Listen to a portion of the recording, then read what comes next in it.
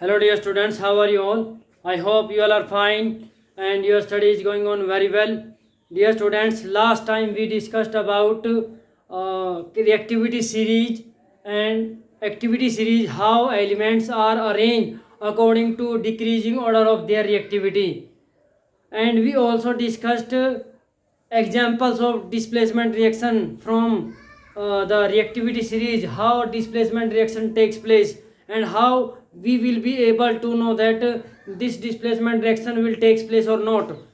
So ये हम already पढ़ चुके हैं. Today we are going to discuss next important topic, that is how metals and non-metals react with each other. So before studying that topic, let us discuss some important things or important basic concept related to this concept. First is question. सबसे पहले ये होता है, देखो metals and non metals एक दूसरे के साथ रिएक्शन कैसे करते हैं. इसको पढ़ने से पहले आपको ये क्वेश्चन माइंड में आना चाहिए, why atoms combine to form molecules और कंपाउंड्स. एटम जो है मॉलिक्यूल या कंपाउंड बनाने के लिए कंबाइन क्यों होते हैं और कौन सा फोर्स है, which binding force holds the atoms together in a molecule.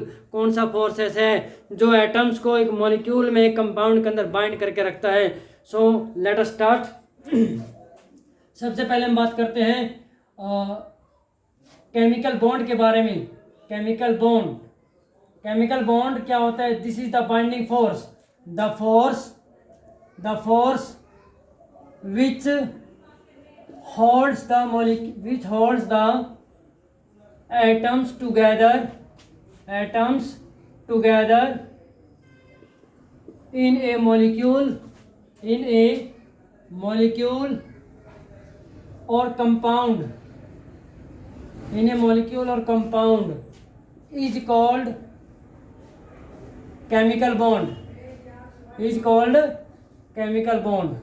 यानी कि वो फोर्स जो एटम्स को मॉलिक्यूल या कंपाउंड में होल्ड करके एक दूसरे के साथ बांध करके रखता है, बाइंड करके रखता है, that is called as chemical bond. अब क्वेश्चन ये है कि why atoms combine to form molecules. Question की फॉर्म में ही लिख सकते हैं, why atoms combine to form molecules और compounds.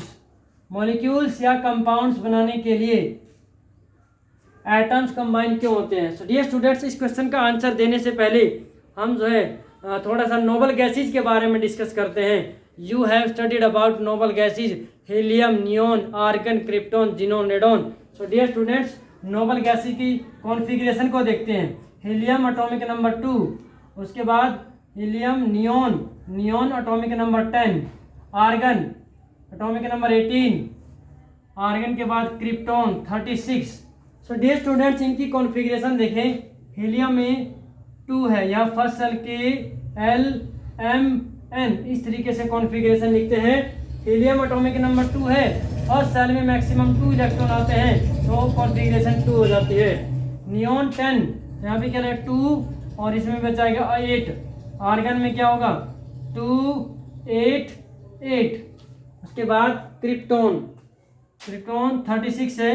Helium, neon, argon, krypton, xenon, radon 2 8 8. कितना हो गया 2 8 10 और 18, बचा था कितना 18. तो 2 8 18 और 8, इस तरीके से इसको लिखा जाता है. सो डियर स्टूडेंट्स, यहाँ पर देखिए इसमें 8 इलेक्ट्रॉन्स एग्जैक्टली जो है 2 8 8 18 इस तरीके से होता है. But according to Bohr concept, Bohr model के अकॉर्डिंग लास्ट में किसी भी सेल में 8 से ज़्यादा इलेक्ट्रॉन नहीं हो सकते, इसीलिए 18 को पहले लिख दिया और 8 को बाद में लिख दिया है. तो 8 8 एक्सेप्ट हीलियम में 2 हैं, इसको छोड़ करके बाकी सभी नोबल गैसेज के आउटर मोस्ट सेल में कितने इलेक्ट्रॉन हैं? 8 इलेक्ट्रॉन प्रेजेंट है. सो प्रेजेंस ऑफ 2 इलेक्ट्रॉन्स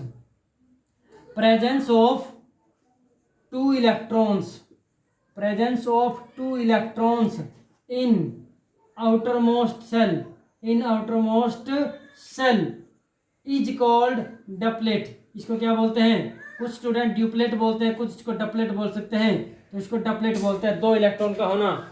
और and presence of 8 electrons in outermost shell, that is called as 8 electrons की प्रेजेंस होना, इसे क्या बोलते हैं? ऑक्टेट बोलते हैं। क्या बोलते हैं? ऑक्टेट बोलते हैं। सो डियर स्टूडेंट्स, सो नोबल गैसेज में आपने देखा या तो डबलेट होगा, 2 इलेक्ट्रॉन होंगे, या फिर 8 इलेक्ट्रॉन्स होते हैं। And you know very well about noble gases. Noble gases जो है they do not react with each other and also do not react with other elements. These elements remain isolated or remains alone and they are never found in combined state। वो combined state में भी नहीं पाए जाते। इसका मतलब they are inert gases, they are least reactive gases। So dear students, जो reaction नहीं करते inert gases होती है, क्यों हैं? Because they have no tendency to gain और लूज इलेक्ट्रॉन्स। इनके अंदर इलेक्ट्रॉन को गेन करने की और इलेक्ट्रॉन को लूज करने की कोई टेंडेंसी नहीं होती। जब तक एलिमेंट इलेक्ट्रॉन गेन या लूज करने की टेंडेंसी नहीं रखेगा तब तक वो किसी दूसरे एलिमेंट के साथ कंबाइन नहीं होगा। इसीलिए इनको नोबल गैसेज या इनर्ट गैसेज कहा जाता है। 2 रीजंस हैं। फर्स्ट रीजन है due to presence of their full filled configuration in outermost shell. बाहर वाले सेल में कंप्लीट सेल फील्ड होता है और उनको इलेक्ट्रॉन लेने और देने की जरूरत नहीं होती। So this is the reason they are inert, that is why these elements do not react with other elements. अब बात आती है कि जब इनको इलेक्ट्रॉन लेने या देने की जरूरत नहीं होती, it means their configuration is stable configuration और इनर्ट कॉन्फ़िगरेशन। इनकी कॉन्फ़िगरेशन स्टेबल होती है, इनर्ट होती है। सो they have no tendency to gain or lose electrons but other elements have tendency to lose or gain electrons। अब हमें कैसे पता चलेगा कि किस एलिमेंट में इलेक्ट्रॉन गेन करने की टेंडेंसी है, किस में लूज करने की टेंडेंसी है? सो जो एलिमेंट्स जिनके अंदर आउटरमोस्ट सेल में 1, 2 और 3 इलेक्ट्रॉन्स प्रेजेंट होते हैं, they have tendency to lose electrons and the elements with outermost shell electrons 5, 6, 7 they have tendency to gain electrons।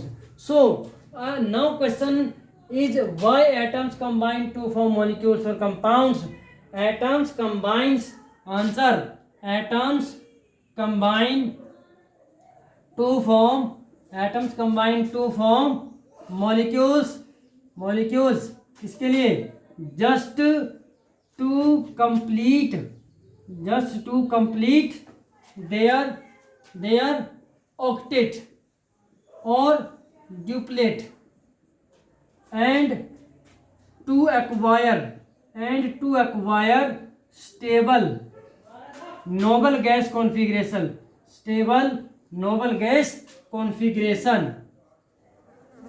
noble gas configuration, noble gas की जैसी कॉन्फ़िगरेशन को अचीव करने के लिए और अपने आउटरमोस्ट सेल में 8 या 2 इलेक्ट्रॉन कंप्लीट करने के लिए एटम जो है कंबाइन होते हैं। नेक्स्ट, अब हमने ये पढ़ा है कि केमिकल बॉन्ड क्या होता है, बाइंडिंग फोर्स होता है। उसके बाद हमने पढ़ा कि एटम्स कंबाइन क्यों होते हैं। अब हम बात करेंगे कि हमें कैसे पता चलेगा कि कौन से एलिमेंट्स के अंदर इलेक्ट्रॉन गेन या लूज करने की टेंडेंसी है। मैं ऑलरेडी बता चुका, फिर भी लिख देते हैं। The elements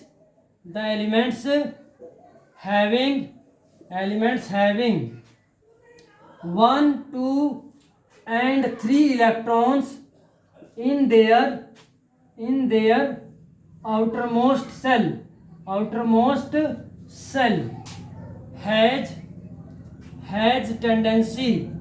has tendency to lose 1, 2 and 3 electrons to get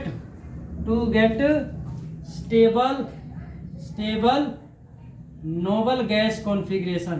stable noble gas configuration, noble gas की कॉन्फ़िगरेशन को अचीव करने के लिए इनको अपने बाहर वाले सेल के 1, 2 और 3 इलेक्ट्रॉन्स को लूज करना पड़ता है।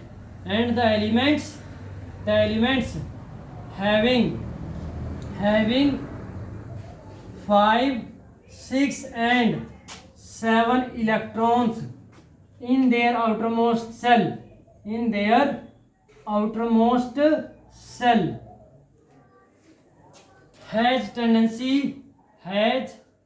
tendency to gain कितने इलेक्ट्रॉन गेन करने की? 3, 2 and 1 electrons to get stable noble gas configuration. So dear students, Jin elements के बाहर वाले सेल में 1, 2 या 3 इलेक्ट्रॉन्स होते हैं उन्हें 1, 2, 3 इलेक्ट्रॉन लूज करने की टेंडेंसी होती है, और जिनमें 5, 6, 7 होते हैं बाहर वाले सेल में उनको 3, 2 और 1 इलेक्ट्रॉन लेने की जरूरत होती है। क्या करने के लिए? स्टेबल नोबल गैस कॉन्फ़िगरेशन को अचीव करने के लिए। अब बात आती है कि जो एटम्स कंबाइन होते हैं, हमने पढ़ लिया कि टू गेन और लूज इलेक्ट्रॉन जो है नोबल गैस कॉन्फ़िगरेशन को अचीव करने के लिए एटम्स कंबाइन होते हैं। How atoms combine? सो देखें यहाँ पर, atoms can be combined to form molecules in either two ways. दो तरीके हैं जिनसे एटम जो है कंबाइन होते हैं। First is by complete transference of electron, by complete transference of electrons from one element to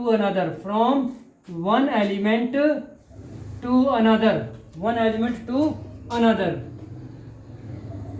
जब इलेक्ट्रॉन कंप्लीटली एक एलिमेंट से दूसरे पर ट्रांसफर होंगे, दिस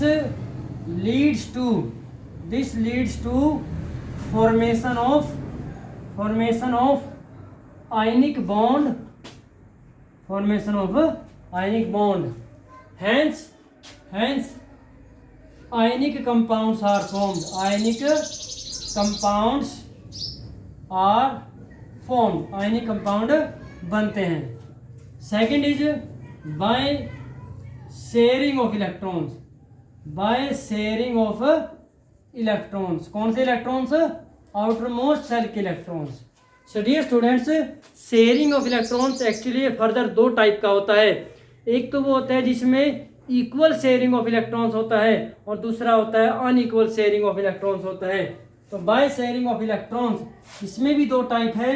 फर्स्ट है इक्वल शेयरिंग ऑफ इलेक्ट्रॉन्स, और सेकंड क्या है? Unequal sharing of electrons. So dear students, one equal number of electrons are shared between two atoms, then this leads to one is coordinate bond, and this is called covalent bond. So covalent bond and coordinate bond, two types of bonds are formed. More about this type of sharing we will discuss in chapter 4, that is carbon compounds. वहाँ पर हम इसके बारे में ज़्यादा detail में पढ़ेंगे। So next is electron dot structure. Or Lewis symbol, the structure of an element in which outermost cell electrons और valence cell electrons भी बोल सकते हैं are arranged in form of dots around the symbol of element is called electron dot structure. जब element के बाहर वाले cell के इलेक्ट्रॉन्स उसके सिंबल के चारों तरफ डॉट की फॉर्म में अरेंज किए जाएं, तो that structure is called as electron dot structure. आपको प्रूव करके दिखाएंगे। नाइट्रोजन है, जैसे नाइट्रोजन एटॉमिक नंबर 7 है, तो इसमें क्या होता है 2,5। आउटर मोस्ट सेल में कितने इलेक्ट्रॉन है 5, तो 5 electrons are present around the symbol of element in form of dot. ऐसे ही फ्लोरीन जो है 9, 2,7 होता है, तो बाहर वाले सेल में कितने इलेक्ट्रॉन है 7, तो 7 इलेक्ट्रॉन को डॉट की फॉर्म में अरेंज कर दिया, तो ये क्या बन गया आपका इलेक्ट्रॉन डॉट स्ट्रक्चर। ऐसे ही सोडियम Na11 होता है 2,8,1, बाहर वाले सेल में 1 इलेक्ट्रॉन है, तो डॉट की फॉर्म में लिख दिया, तो this is called as electron dot structure. तो ये क्यों लिखा है? Because this electron dot structure helps clearly in the formation of ionic bond, how metals and non-metals react with each other. So next topic is how metals and how metals and non-metals react with each other question की form में भी हम इसको consider करेंगे. How metals and non metals react with each other. Answer. So dear students, सबसे पहले as we know metals have tendency to lose electrons. We know metals are electropositive in nature. Metals are electropositive in nature and they have tendency to lose electrons. They have tendency to lose electrons. Hence metals lose electrons from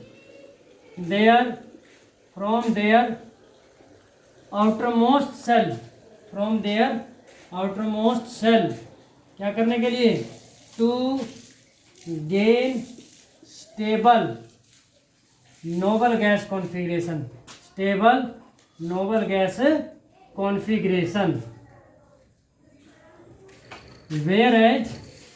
whereas non-metals are electronegative in nature. वो nature में electronegative होती हैं.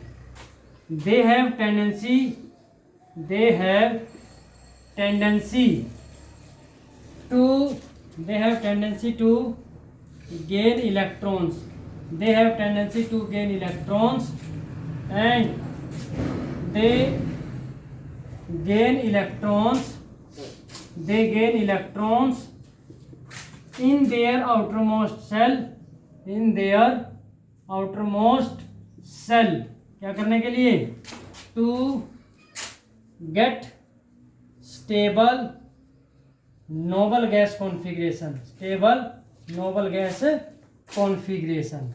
तो ये आपको समझ में आ गया है कि मेटल्स क्या करती है, नॉन मेटल्स क्या करते हैं. अब हम एग्जांपल लेके प्रूव करेंगे कि कैसे मेटल एंड नॉन मेटल एक दूसरे के साथ रिएक्शन करती हैं. Let us take an example of sodium metal and chlorine non metal. Sodium metal और क्लोरीन नॉन मेटल का एग्जांपल लेते हैं. Sodium has atomic number 11 and its configuration is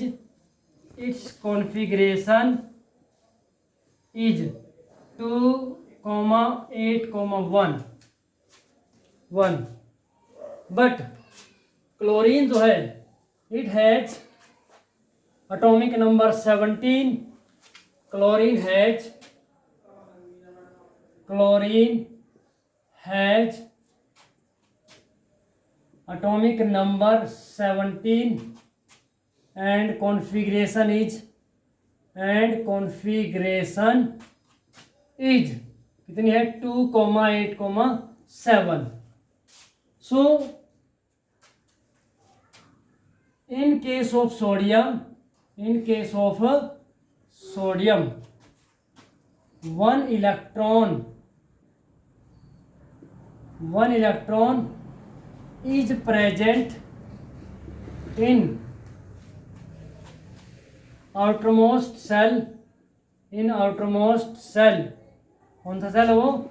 that is M cell.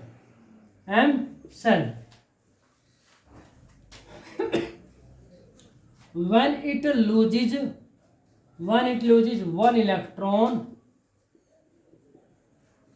then its configuration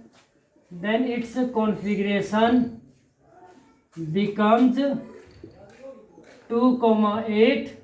configuration क्या बन जाता है? 2,8 and or L cell becomes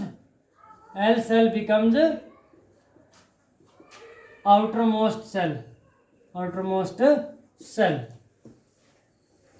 Similarly, in case of chlorine,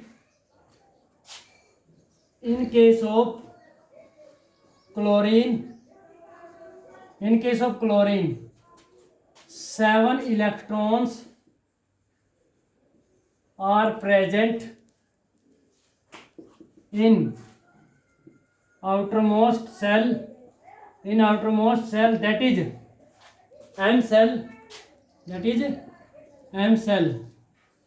After gaining one electron,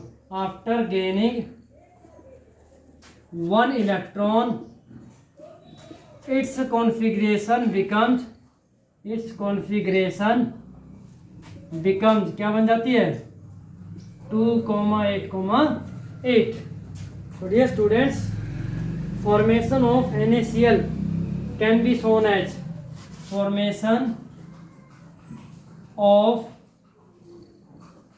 NaCl can be shown as, देखो dear students, Na11 configuration है 2,8,1.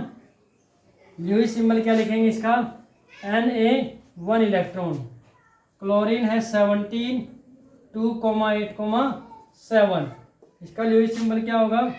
Cl 2 4 6 7. यहाँ पर formation करके दिखाते हैं. Na 1 इलेक्ट्रॉन है, क्लोरीन ऐसे लिख सकते हैं 2 4 6 और 1 7. सो इसकी कॉन्फ़िगरेशन क्या है? 2,8,1. इसकी क्या है? 2,8,7. 1 electron is completely transferred from sodium to. आप इसको डिफ्रेंशिएट करने के लिए ऐसे लिख सकते हैं, इसको क्रॉस से शो कर सकते हैं और इसको डॉट से शो कर सकते हैं. तो यहाँ से 1 इलेक्ट्रॉन कंप्लीटली ट्रांसफर होगा, तो ये क्या बन जाएगा आपका? ये बन जाएगा आपका Na+. और कॉन्फ़िगरेशन क्या रह जाएगी? 2,8. और यहाँ पे 1 इलेक्ट्रॉन गेन हो जाएगा, इसकी कॉन्फ़िगरेशन क्या बन जाएगी?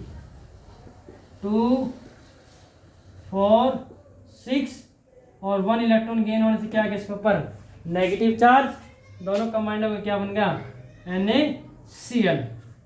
आयनिक bond is form between Na+ and Cl-. So ionic compound बन जाता है. So dear students, in this way you can form various compounds, ionic compounds.